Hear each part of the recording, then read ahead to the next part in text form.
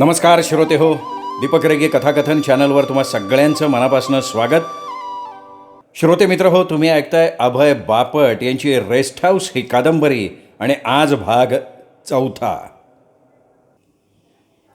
पाणिनी त्याच्या ऑफिसमध्ये परत आला तेव्हा कनक त्याची वाट बघत होता. पाणिनी, कळालं का तुला? पोलिसांनी आकृती सेनगुप्ताला पकडलंय. हा?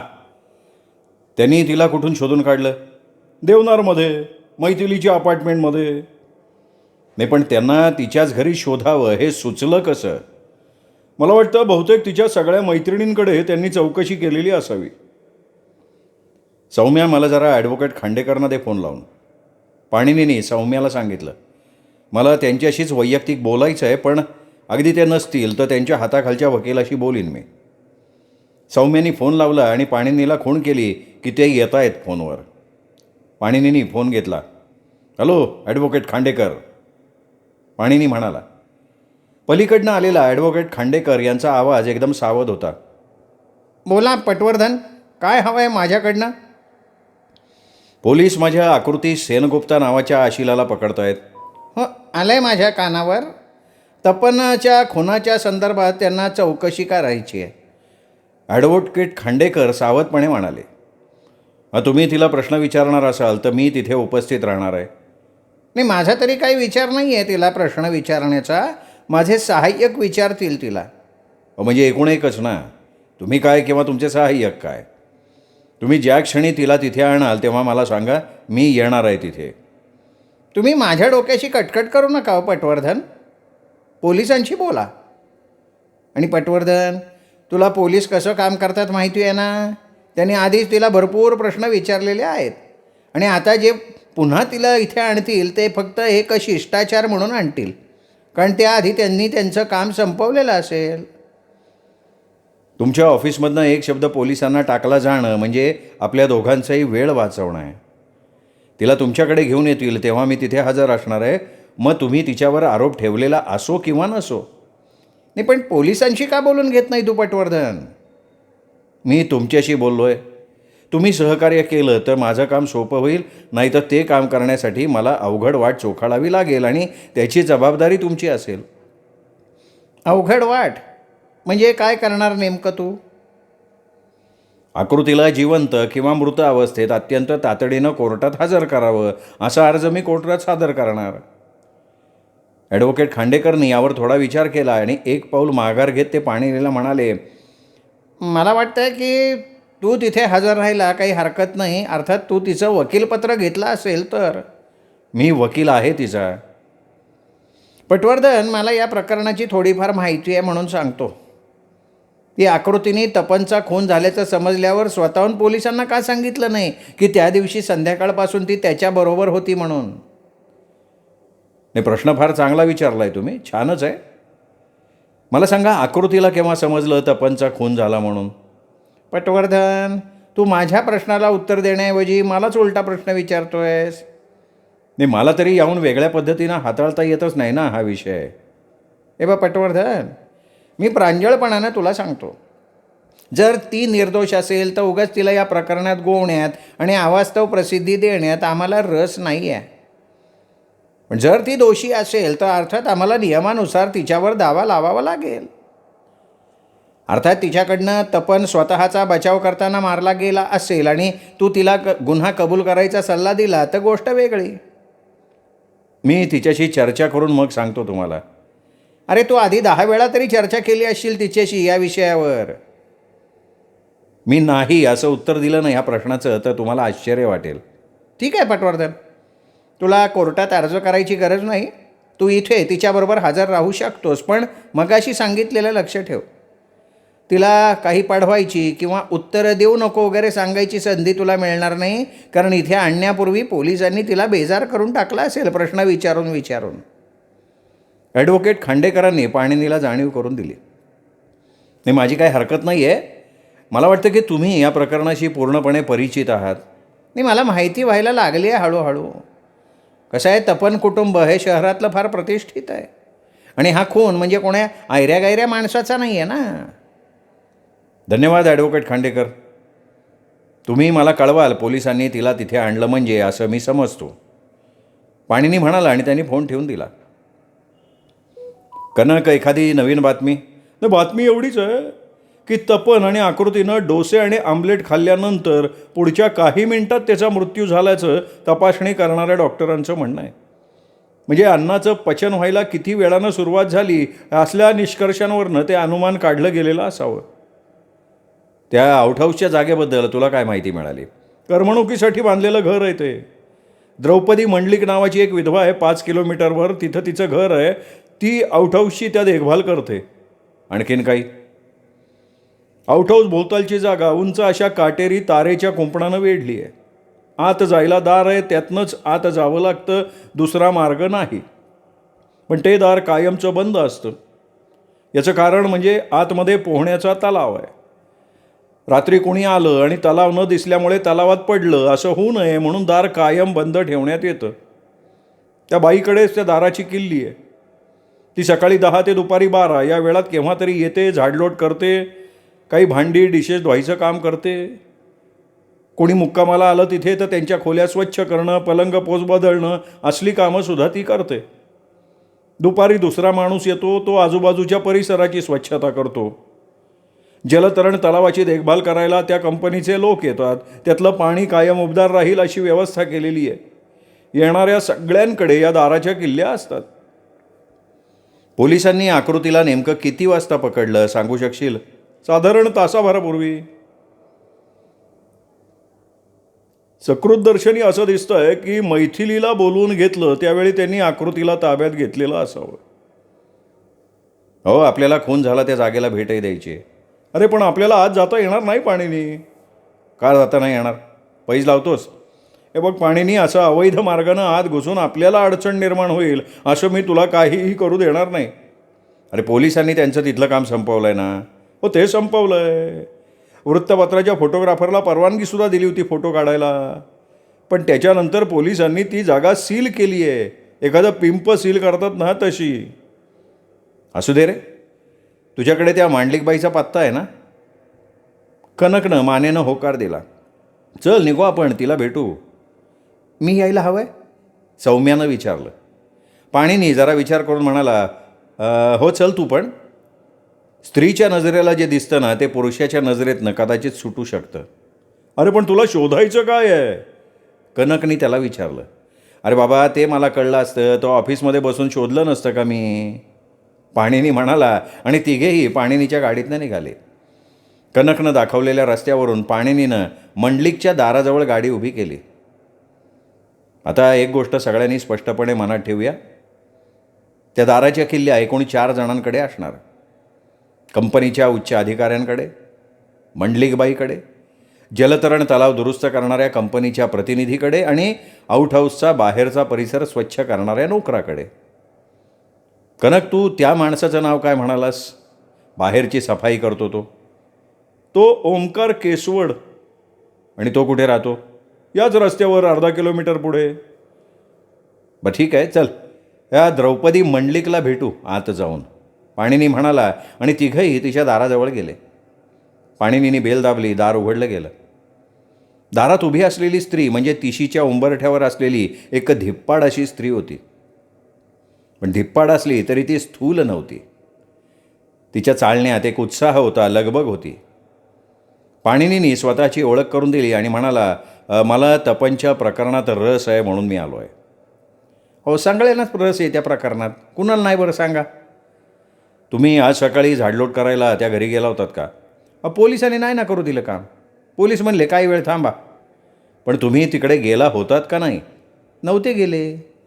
पोलीस म्हणले आम्ही सांगेपर्यंत जायचं नाही. ते फोन करणार होते, त्यांचं काम झालं का?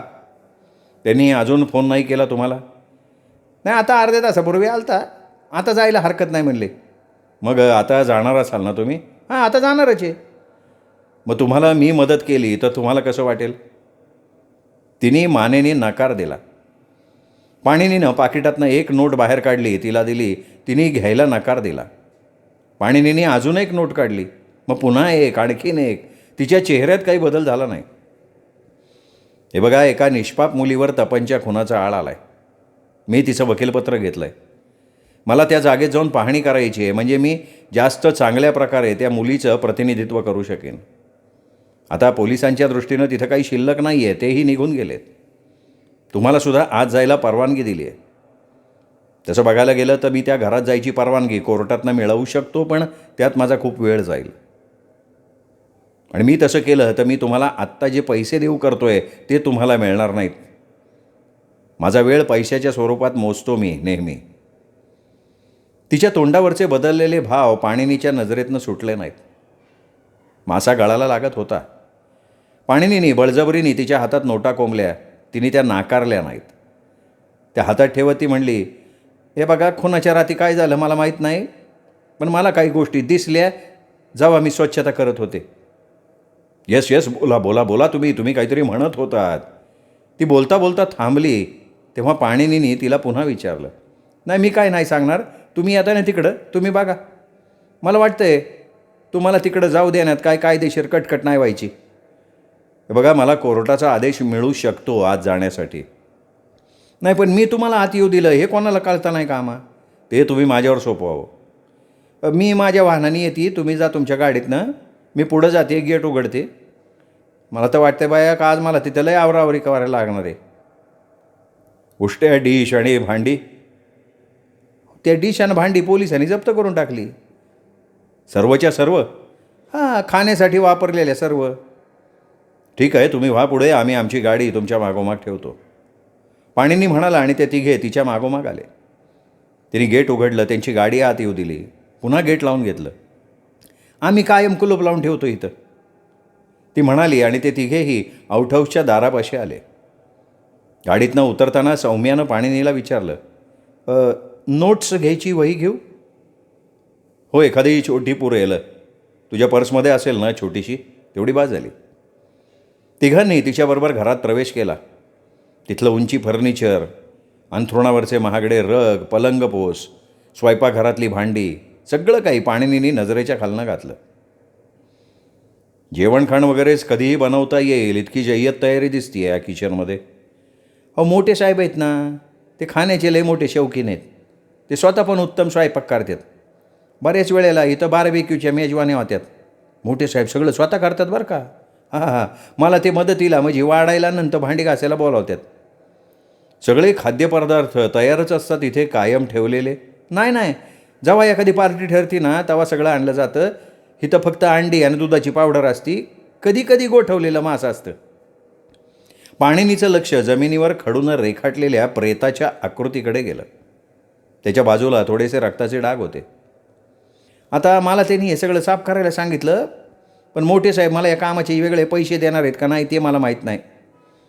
माझ्या आत्ताच्या पगारात जमिनीवर पडलेले रक्ताचे डाग पुसण्याचं काम येतच नाही ना. नाही, तपन ज्या पार्ट्या द्यायचा त्यात तो तुम्हाला मदतीला बोलवत असेल असं मी समजतो. तो देत असलेल्या पार्टी म्हणजे फक्त त्या दोघांसाठीच. ती पटकन बोलून गेली आणि दूर निघून गेली. पाणिनी आणि कनकनं एकमेकांकडे बघितलं. त्यांनी घरात फिरून तपासणी करायला सुरुवात केली आणि द्रौपदी मंडलिक त्याला काही हरकत घेत नाही आहे हे लक्षात आल्यावर त्यांनी कपाटाचे खण कप्पे बघायला सुरुवात केली. इथे कोणाचे कपडे ठेवलेले दिसत नाही आहे. नाही, इथं मुक्कामाले कोणी नसायचंच ना. आता मोठे साहेब क्वचित बारबेक्यू पार्टीनंतर राहिले तर सोय म्हणून त्यांचे रात्री झोपायचे कपडे ठेवत इथं. नाही तर मग सकाळचे यामाचे कपडे म्हणजे शार्ट बिर्ट, नाही तर पावायची लहर आली तर ते पावायचे कपडे. तलावाच्या बाजूला असलेल्या खोल्यात पाहुण्यांसाठी पोहण्याचे कपडे ठेवलेले असतात. पाणिनीची नजर लिहिण्याच्या टेबलवर गेली. इथे डेस्क आहे म्हणजे विशेष आहे. हे डेस्क कशासाठी आहे इथे काय माहिती नाही, पण पहिल्यापासून आहेच की ते इथं. कोण वापरायचं? मी वापर करायची त्याचा. ती सहज म्हणाली. तुम्ही? पाणिनी आश्चर्यानं उडाला. हां, मी इथली बिलं म्हणजे दोब्याचे पैसे वगैरे म्हणजे घर चालवायला जो दैनंदिन खर्च होतो का नाही त्याची बिलं इथं ठेवायची. पटवर्धननी ते डेस्क उघडलं. आतला कप्पा ओढल्यावर त्याचं लिहिण्याच्या टेबलात रूपांतर झालं. त्यांनी सहज आत हात घातला तर हाताला काहीतरी लागलं. अरेच्छा, हे काय इथे? तो उद्गारला. चेकबुक दिसतंय. तुझं आहे? नाही हो, माझं कुठलं आलं आहे? हे बघ, यातले फक्त 4-5 चेकच वापरले गेलेत. पाणिनीनं त्या चेकबुकच्या काउंटर फाईल बघितल्या. एक चेक एका आठवड्यापूर्वीचा ऑटोमोबाईल एजन्सीच्या नावानं आहे, एक मधुगंध अपार्टमेंटच्या नावानं आहे, आणि हा शेवटचा खुनाच्या दिवशीचा आहे, तो ओजस्वी केणी या नावानं आहे, 5,000 रुपयांचा. शिवाय एका काउंटर फाईलवर 5,000 रक्कम लिहून नावाच्या जागी फक्त ओके असं लिहिलेलं आहे, आणि 2517 खात्यात शिल्लक असल्याचं लिहिलं आहे. हे कुठं होतं? आता इतर बिलं आणि पावत्यांच्या बरोबर. पाणिनी पटवर्धननं ती सगळी बिलं पावत्या बाहेर काढल्या. काही बिलाला पावत्या जोडल्या होत्या, आता काहींच्या पावत्या नव्हत्या. जलतरण तलाव देखभाल करणाऱ्या बिलावर ओके असं लिहिलेलं होतं, धोब्याच्या बिलावर सुद्धा ओके असं लिहिलेलं होतं. हा सगळा प्रकार काय आहे? पाणिनीने मंडलिकला विचारलं. काय होतं, जेव्हा बिलं येतात ना तेव्हा मी ती तपासते आणि बिल बरोबर असेल तर त्याच्यावर ओके असं लिहून ठेवते. मग इथं मालकांपैकी कोणीतरी येतं तेव्हा ती बिलं भरतो, मग त्याची पावती मी त्या बिलाला जोडून टाकते. चेकच्या काउंटर फॉईलवर तू ओके तूच लिहितेस का? नाही, चेकला हात पण नाही लावता मी, कशाला बाय त्याला हात? नाही, प्रश्न बरोबर आहे तुझा, पण मला वाटलं ना की ज्या अर्थी तू बिलावर ओके लिहितेस तसं चेकच्या काउंटर फॉईलवर तूच लिहित असशील. अहो सांगितलं नाही एकदा तुम्हाला, मी नाही लिहित. आणि तुम्हाला फक्त घर बघायचं म्हणलं होतं ना तुम्ही, कपाटं उघडून बघायची असं ठरलं नव्हतं आपलं. मला इथलं सगळं वातावरण नजरेखालून घालायचं होतं. तपनला पाठीमागून भोसकण्यात आलं किचनमधल्या एका सुरीनं. तुम्ही जरा बघून सांगाल का कुठली सुरी सापडत नाही आहे ते? नाही, मी काय सांगणार नाही. मी विचार केला आहे का माझी नोकरी धोक्यात येईन असं मी काय करणार नाही. चला निघू आता आपण. ती पाणिनीची वाट न बघता त्याच्याकडे पाठ करून दाराच्या दिशेने निघाली. ती संधी साधून पाणिनीने ते चेकबुक आपल्या कोटाच्या खिशात सरकवून टाकलं. मोठ्या मालकांना आवडलं नसतं मी तुम्हाला हिथं येऊ दिलं ते. तुम्ही गेटच्या बाहेर गेल्यावर मी पुन्हा त्याला कुलूप लावणार आहे. हे बघा, तुम्हाला काही त्रास होईल असं मला करायचं नाही आहे, पाणिनी म्हणाला. चौघं बाहेर पडल्यावर तिने गेटला कुलूप लावलं आणि ती तिच्या वाहनानं जायला निघाली. गाडीत बसताच पाणिनी म्हणाला, त्या चेकचा विषय निघाल्यावर अचानक तिच्या वागण्यात फरक पडला नाही का? नाही, तिला वाटलं असेल की तुम्ही काहीतरी पुरावा शोधताय आणि मग लोक विचारतील की तुम्हाला हा पुरावा कसा मिळाला. मग तिने आपल्याला घरात येऊ दिलं हे सिद्ध होईल म्हणून ती कदाचित घाबरलेली असावी.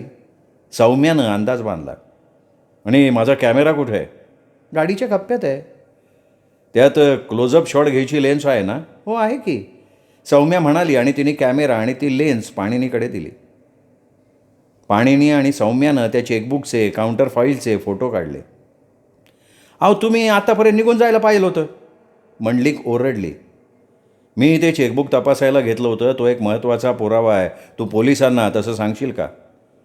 अहो पण ते घ्यायचा तुम्हाला अधिकारच नव्हता ना, आणि कसला पुरावा आहे? हे बघ, आम्ही ते घेतलेलं नाही, तुम्हाला परत करतोय ते, आणि पुरावा कसला आहे ते मलाही माहिती नाही. मला पण माहीत नाही कसला पुरावा आहे तो. ठीक आहे, तुमच्या सहकार्याबद्दल आभार, पाणिनी म्हणाला आणि तिघंही गाडीत बसले. कनक, तू आता शोधून काढ की हे चेकबुक कुणाच्या मालकीचं आहे, तपनचं आहे का, आणि हा ओजस्वी केणी कोण आहे? तुला का वाटतंय की ते चेकबुक त्याचं असेल? हे बघ, ज्या पद्धतीने तिने चेकबुक सापडल्यावर प्रतिक्रिया दिली ना, त्यावरून मला वाटलं की तिचा त्या चेकबुकशी काहीतरी संबंध असावा. तिचं एखादं खातं असावं बँकेत, आणि तिला असं वाटत असावं की त्या खात्याबद्दल कोणालाही काही कळू नये. हां, असं असू शकेल. ज्याने कोणी तो शेवटचा चेक लिहिला तो खुनाच्या दिवशीच्या तारखेचा होता, आणि तो ओजस्वी केणीच्या नावानं होता. तो चेक कॅश चेकसुद्धा असू शकतो. काउंटर फाईलवरनं आपल्याला ते समजणार नाही. हे विचित्र वाटतं ना की जी बिलं भरायची आहेत त्यावर मंडलिक ओके असं लिहिते, आणि ओजस्वी केणीच्या नावानं दिलेल्या 5,000 रकमेच्या 2 चेक्सच्या काउंटर फाईलवर दुसऱ्या कोणीतरी ओके असं लिहिलं आहे. जर ते चेकबुक तपनचं असेल तर तो एक फार मोठा पुरावा ठरू शकतो, पाणिनीने खुलासा केला. नाही, कसं काय? त्यांनीच त्या कप्प्यात ठेवलेलं असेल. नाही, असं घडू शकत. ते चेकबुक तपनच्या खिशातनं काढलं गेलं असलं पाहिजे असा माझा तर्क आहे. जे चेक दिले गेले होते गेल्या 5-6 दिवसात, त्यात त्याच्या अपार्टमेंटच्या भाड्याचा चेक आहे, गॅरेजच्या बिलाचा आहे, आपलं चेकबुक तपन त्या आउटहाऊसमध्ये ठेवेल आणि तिथे रोज येऊन वेगवेगळ्या 5 दिवसांचे 5 चेक लिहील असं तर संभवत नाही ना. ते दुसऱ्या कोणाचं तरी चेकबुक असेल असं समजलं तर? तसं असेल तर ते ज्या व्यक्तीचं असेल ती व्यक्ती मधुगंध अपार्टमेंटमध्ये राहणारी असावी. ठीक आहे सर, आपल्याला काहीतरी सुगावा तरी मिळाला हे काही कमी नाही ना, सौम्या म्हणाली. कनक, तू मला हवी असलेली माहिती काढायला सुरुवात कर. मी माझ्या आशिलाशी बोलतो आणि तिला त्याबद्दल काय माहिती आहे का ते विचारतो, पाणिनी म्हणाला. वकिलांसाठी राखून ठेवलेल्या खोलीत पाणिनी पटवर्धन आकृतीच्या समोर बसला होता. तू मला जे जे घडलं आहे ते सगळंच्या सगळं सांगितलं आहेस आकृती? एकूण एक गोष्ट सांगून झाली आहे. ते तुझ्यावर आरोपपत्र ठेवत आहेत. त्यांच्याकडे काहीतरी पुरावा आहे छुपा, जो मला माहिती नाही आहे. नाही, त्यांच्याकडे काय पुरावा आहे ते मला माहिती नाही आहे, पण मला एकच माहिती आहे की मी त्याला मारलेलं नाही. माझ्याकडे सुरा असताना तर मी त्याला नक्की मारला असता. उद्वेगानं आकृती म्हणाली. हे बघ, असलं काही उच्चारूसुद्धा नकोस. तू पोलिसांना सगळं काही सांगितलंस? हो, खरं म्हणजे सांगणार नव्हते, म्हणजे सांगायला नको होतं, पण तो तारकर इतका चांगला वागला माझ्याशी, वडीलधाऱ्यासारखा. तो मला म्हणाला की मला फक्त खुलासा दे, काही काळजी करू नको. मला माहिती आहे पोलिसांच्या चातुर्याचा तो एक भाग आहे. तुझ्याकडूनच माहिती काढायची आणि त्या माहितीचा तुझ्या विरुद्ध वापर करून तुझ्यावर आरोप ठेवायचा. मी उगाचच सगळं असं आता विचार करू नको त्याचा. येत्या काही दिवसात आपल्याला कोर्टात जावं लागेल. प्राथमिक सुनावणी म्हणतात त्याला. त्याचा हेतू हा असतो की तुझ्यावर आरोप ठेवण्यासाठी पोलिसांकडे सबळ कारण आहे का ते बघणं. पण आपल्याला तिथे प्रश्न विचारायची संधी असते, आपले साक्षीदार आणायची सुद्धा संधी असते. त्यातून आपल्याला आपल्या विरुद्ध लावलेला दावा किती सबळ आहे याचा अंदाज येऊ शकतो. तू त्याच्या गाडीतनं पळून गेल्यावर तपन पुन्हा त्याच्या खोलीत आलेला असावा आणि लगेच त्याने आमलेट खाल्लेलं असावं. तुला खात्री आहे तिथे 2 प्लेट होत्या? हो, खात्री आहे, कारण मीच त्या प्लेटमध्ये अंडी आणि डोसे वाढले होते ना. म्हणजे मग त्याचा अर्थ सरळ सरळ असा आहे की त्या दुसऱ्या प्लेटमधली अंडी आणि डोसे खायला तिथे दुसरं कोणीतरी होतं आणि तो दुसरा माणूस तिथे तू निघून गेल्यानंतर लगेचच आला असला पाहिजे, म्हणजे काही मिनिटांच्या आत. आकृती, तू नीट आठव, तू त्याच्या गाडीनं पळून गेलीस तेव्हा वाटेत तुला किती गाड्या दिसल्या? एकही नाही. म्हणजे कच्चा रस्ता सोडून हायवेला लागेपर्यंत एकही गाडी नव्हती वाटेत. आकृती आठवत म्हणाली. पाणिनीच्या कपाळावर आठ्या पसरल्या. तू म्हणालीस की त्याला तो शेवटचा फोन आला तेव्हा त्यानंतर त्याच्या वागण्यात फार मोठा बदल झाला म्हणून. म्हणजे आधी त्यांनी संपूर्ण संध्याकाळ छान मूडमध्ये घालवली आणि त्या फोननंतर तो एकदम आक्रमक झाला. बरोबर, तसंच जाणवलं मला. त्या फोनमधल्या संवादानंतर त्याच्यात अचानक फरक पडला. त्याला त्याच्या प्लॅनमध्ये अचानक बदल करावासा वाटला, किंबहुना त्यांनी जे काही करायचं ठरवलं होतं ते सावकाश आरामात करण्याऐवजी त्याला घाईघाईनं उरकावंसं वाटलं, म्हणजे कोणीतरी त्याच्याकडे येणार असावं. आकृती, त्याच्या संवादावरनं कोण येणार होतं काही अंदाज? तिने मानेने नकार दिला. मला बोलणं ऐकू येत होतं, पण वाक्य समजत नव्हती, कारण त्यांनी फोन उचलून दुसऱ्या खोलीत लावला होता. त्यातून एक तर तो जास्त बोलतच नव्हता, पलीकडच्या माणसाचं ऐकत होता तो. त्यानं फोन उचलला, दुसऱ्या खोलीत नेला, याचा अर्थ त्यांच्यातलं बोलणं तुला कळू नये हाच होता. फोन उचलल्यावर हे आठवतंय का पहिल्यांदा तो काय बोलला? मी असं काही बोलला का की जेणेकरून तो कोणाशी बोलत होता याचा आपल्याला सुगावा लागेल? नाही हो, कोणाची नावं नाही घेतली त्यांनी बोलताना. तो एखाद्या स्त्रीबरोबर बोलत होता का पुरुषाशी हे तरी समजत होतं का फोनवरच्या बोलण्यावरनं? नाही, तेही कळायला मार्ग नव्हता. तो पलीकडच्या व्यक्तीशी सतत सहमती दर्शवत होता, म्हणजे त्यांच्यात मतभेद आहेत असं संवादावरनं वाटत नव्हतं, पण तरीसुद्धा तो सारखी सहमती देत होता कशाला तरी. तुला कशावरनं वाटतंय तसं? तो सारखंच ऑल राईट असं म्हणत होता, मध्येच ओके असं म्हणाला. पाणिनी पटवर्धन एकदम उठून उभा राहिला. नीट आठवून सांग, तो ओके या शब्दाच्या अनुषंगानं काय म्हणाला होता नेमकेपणानं? आधी तो हॅलो म्हणाला, नंतर म्हणाला हाय. म्हणजे एखाद्या जवळच्या माणसाचा फोन आल्यावर कसे संवाद होतील ना, तसं बोलला. नंतर एका ठिकाणी त्यांनी ऑल राईट, ओके असे दोन्ही शब्द वापरले.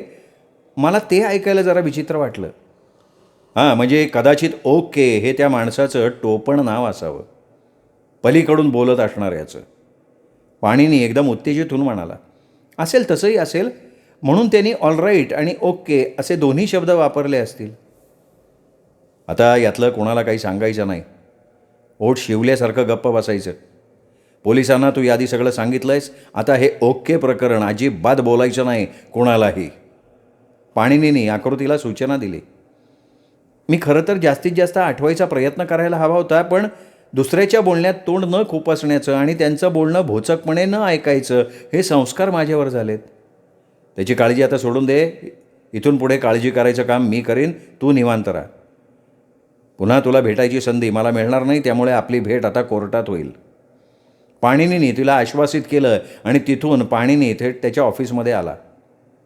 काय नवीन विशेष? खूप नवीन घडलं आहे. आपल्याला त्या ओजस्वी केणीला शोधावंच लागेल. कनककडून काही समजलं का? नाही, अजून तरी नाही. सौम्या म्हणाली. तेवढ्यात कनकची विशिष्ट पद्धतीची थाप दारावर पडली. सौम्यानं दार उघडलं. कनक आत आला.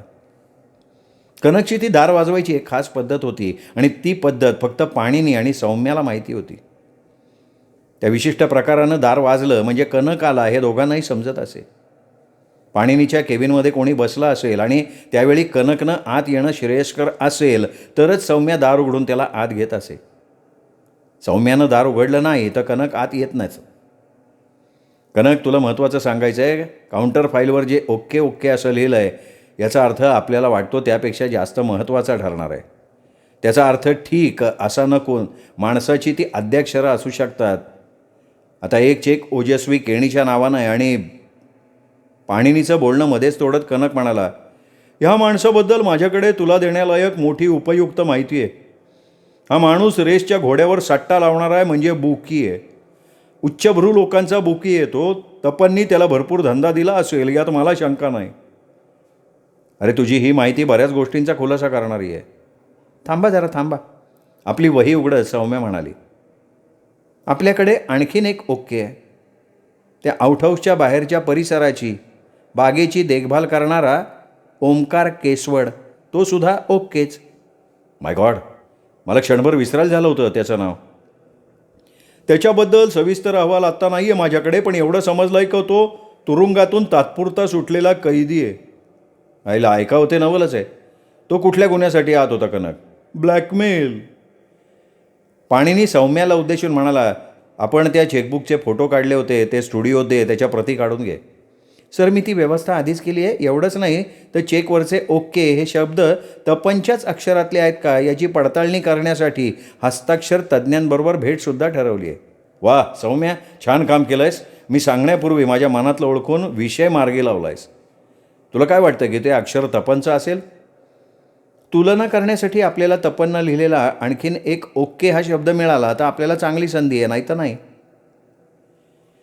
आपण द्रौपदीनं बिलावर लिहिलेल्या ओके शब्दाचा नमुना दाखवू शकतो. म्हणजे आपल्याला कळेल की चेक्सच्या काउंटरवर फाईलवर लिहिलेलं ओके हे तपनचं अक्षर आहे का त्या द्रौपदी मंडलिकचं आहे. पण ते चेकबुक तपनचं असेल तर त्याच्यावरचं अक्षर त्याचंच असण्याची शक्यता जास्त आहे. कनक, ते चेकबुक ज्या बँकेचं आहे त्या बँकेच्या कॅशियरला गाठ. मला हवं आहे की हे 5,000 रक्कम लिहिलेले चेक वाटवायला बँकेत कोणी येत होतं.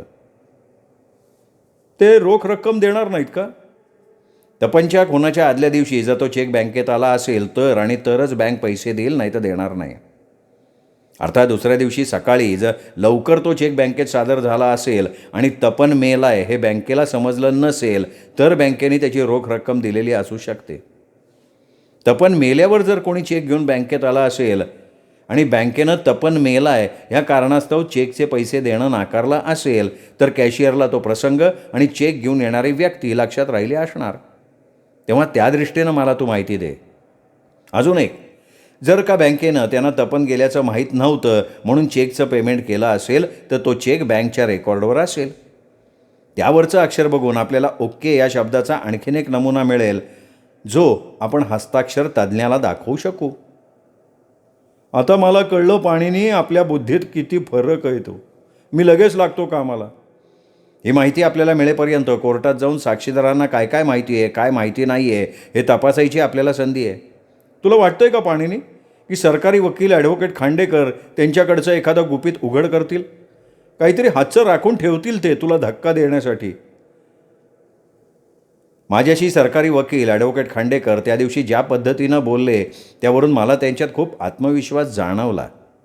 त्यांच्याकडे नक्कीच असा काहीतरी पुरावा आहे की जो मला माहिती नाही आहे अजून.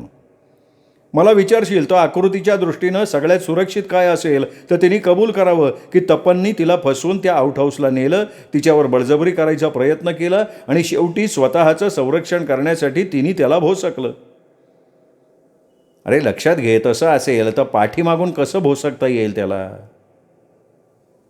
आणि त्यात अडचण अशी आहे की तिने आधी पोलिसांना सगळं सांगितलं आहे. अरे पण ती आपली जबानी बदलू शकते की कोर्टात. कोर्टात ती जे काही सांगेल ते उपयुक्त नसेल तर सत्य असेल. आणि माझा विश्वास आहे की सत्य हे केवळ ताकदवान शस्त्र असतं असं नाही, तर ते एकमेव शस्त्र असतं. तू तुझ्या पद्धतीनं चालव खटला, पण तिने जर पुरावा म्हणून गाडीतनं तपननं काढलेला एक स्पेअरपार्ट सादर केला ना तर तिच्या म्हणण्याला बळकटी येईल आणि तिला सगळ्यांची सहानुभूतीसुद्धा मिळेल. काळजी करू नको, आपण तो स्पेअरपार्ट पुरावा म्हणून वापरणार आहोतच. महत्त्वाचा मुद्दा हा आहे की तिने पोलिसांना दिलेल्या जबाबानुसार प्लेटमध्ये वाढलेला आमलेट आणि मांस हे आकृती आणि तपन दोघांनीही खाल्लेलं नव्हतं. पण प्रेताची तपासणी करणारे डॉक्टर म्हणतात की अंडी आणि मांस खाल्ल्यावर काही मिनिटात त्या तपनचा मृत्यू झाला आहे. याचा अर्थ आकृती तिथून गेल्यानंतर कोणीतरी लगेच तिथे आलेलं होतं आणि त्या दोघांनी म्हणजे तपन आणि त्या पाहुण्यांनी ते खाणं संपवलं आणि त्यानंतर लगेच तपन गेला हे लक्षात ठेव. बाई गं, रहस्य गडद होत चाललंय की, सौम्या म्हणाली. श्रोते मित्र हो, हा 4था भाग इथेच संपला. 5वा भाग उद्या. तोपर्यंत नमस्कार.